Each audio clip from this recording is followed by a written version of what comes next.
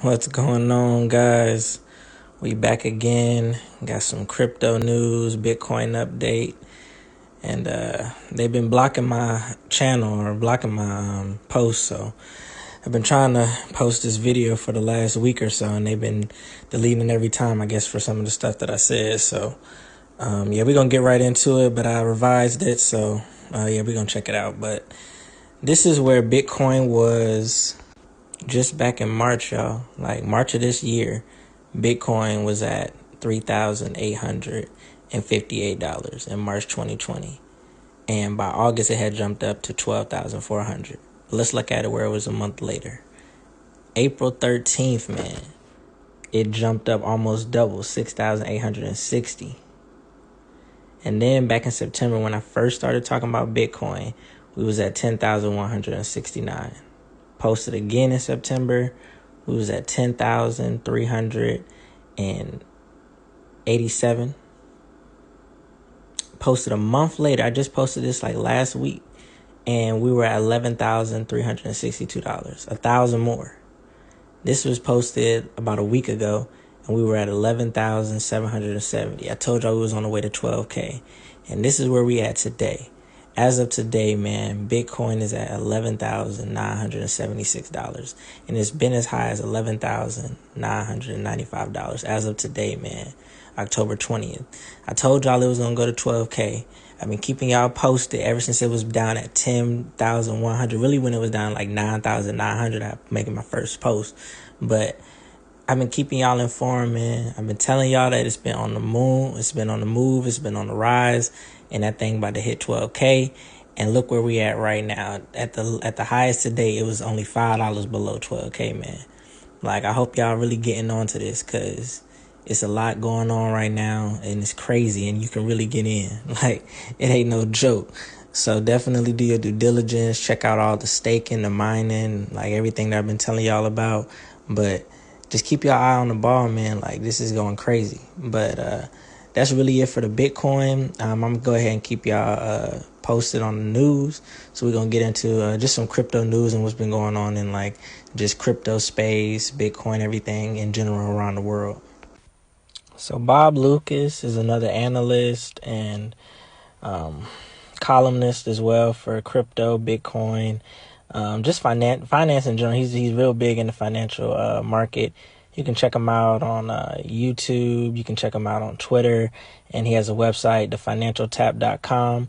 But what he's talking about is basically how Bitcoin halves. So like he says that the 4-year cycle rally has now been poured and set. So every 4 years, Bitcoin halves, similar to how Tesla and Apple just previously did their split. But Bitcoin, it halves, so that way the miners, the amount that they're mining, it cuts in half, and then the inflation also cuts in half. And this is a small article on how Bitcoin halving works. It really is a lot more than just these 4 little points. So definitely do your due diligence on researching a little bit more about Bitcoin halving. But basically what he's talking about is how this event already happened. So we won't see another halve until 2024. And he says that those who are impatient, greedy, and driven by emotion, they're only ones that are going to stand to lose out. So if you're being in this for greed, if you're doing this for based off simply off emotion, like, you're going to really miss out on this whole wave and this whole boom of Bitcoin. Another thing from Forbes Crypto is, like I told y'all before, the whales, the big corporations, the hedge funds. This hedge fund, Stone Ridge, just revealed that they dumped $115 million into Bitcoin. Like think about that. $115 million worth of Bitcoin they bought. Crazy. It's just crazy. Vortex goes on to say that it's going to be widely understood that not owning Bitcoin is going to be financially irresponsible. And I agree. Like, if you're not investing in crypto and Bitcoin and how this world is going, then it's going to be very financially irresponsible for you. Like, because we even see, like, here, like, where China, like I told y'all before in a previous video, I believe I said 100 million, but that was incorrect. It was 1.5 million. Like, 1.5 million worth of their digital asset. Like, come on. Like, that is just crazy. Like, and all the while, like, America and all these other places are talking about in the public news, talking about being against crypto, talking about being anti-crypto, while all the while they're all investing into crypto. Like, and this is another one from Forbes, where it's talking about China has a digital currency and America has a coin task force, just like I showed y'all in that World Economic Forum video. Like, America has a task force dedicated by the Federal Reserve to investigate in a Fed coin. Like, they're trying to invest. And Russia, Vladimir Putin, just back in August, signed into law it being legal. He legalized crypto. He legalized you being able to use digital assets in Russia. Like, come on, y'all. Like this isn't like a conspiracy theory. Like, countries are already rolling this out. Countries are already doing this technology. Like, this isn't like something that's coming, something that's inevitable. Like, it's already here. It's already here. And check out this brief clip from the IMF, which is the International Monetary Fund. These are the people that govern and make decisions and decide how we spend our money, how money is governed, how money is regulated, how money is circulated. Like, these are the people who are controlling our banking system. These are the people that we turn to and that make decisions for us. So check this clip out. Future is digital until I realized the future has arrived. And Jay, you helped me realize that very much. In the summer, you said the following, that you do not want to wake up one day and realize that the dollar is no longer a world reserve currency because we just missed a technological change.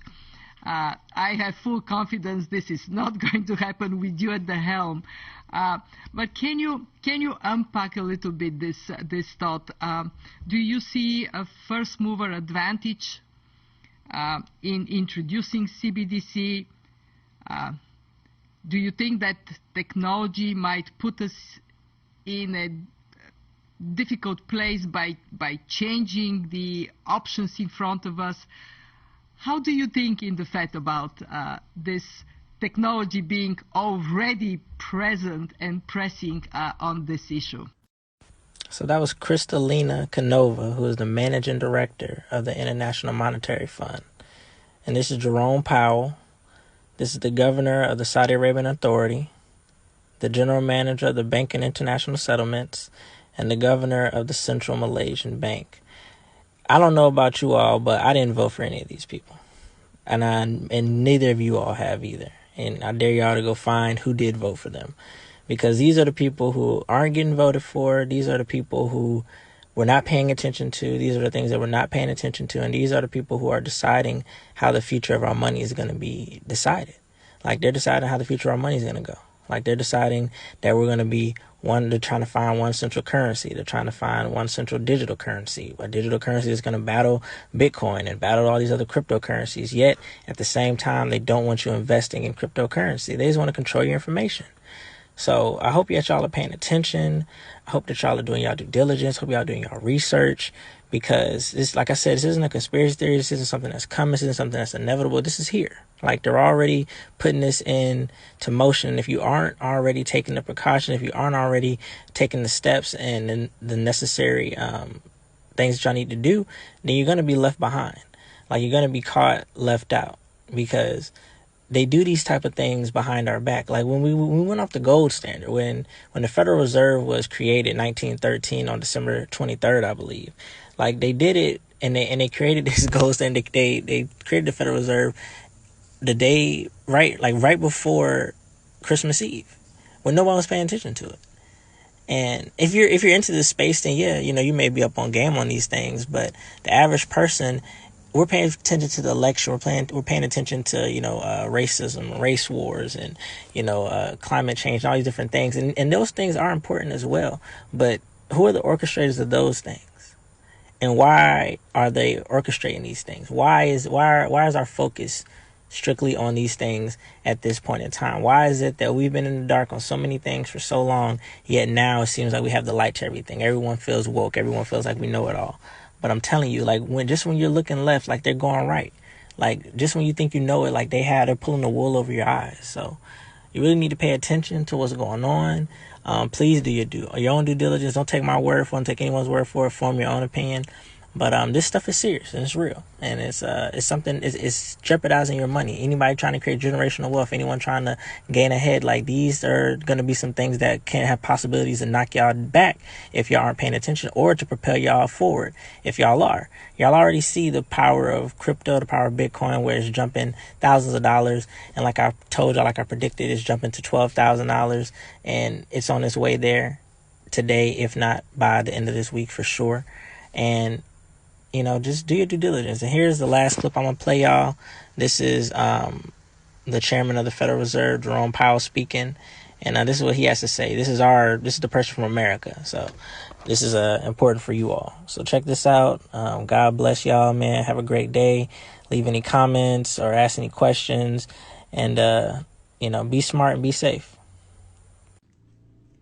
Thank you. So the sense of that comment was really that I feel that we have an obligation to stay on the forefront of policy and technological innovation and developments as regards payments, cross-border payments, CBDC, all of those things, rather than that I felt anything needed to happen quickly or imminently. In fact, I actually do think this is one of those issues where it's more important for the United States to get it right than it is to be first.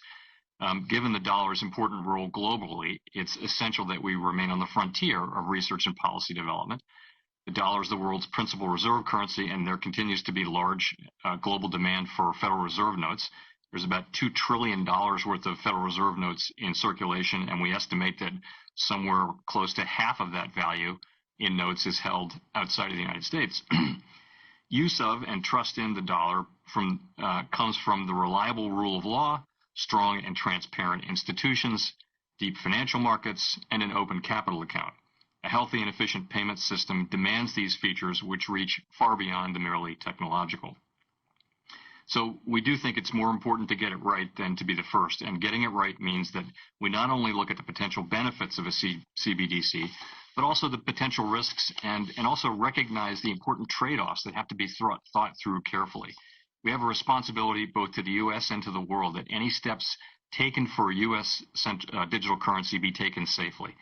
We're absolutely committed to the soundness of the dollar and to safe and efficient U.S. dollar payment system. So in addition to assessing the benefits, and there may well be benefits, there are also some quite difficult policy and operational questions that need to be thoroughly evaluated. And just to mention a few, I would mention the need to protect a CBDC from cyber attacks, counterfeiting, and fraud, the question of how a CBDC would affect monetary policy and financial stability, and also how could a CBDC prevent illicit activity while also preserving user privacy and security.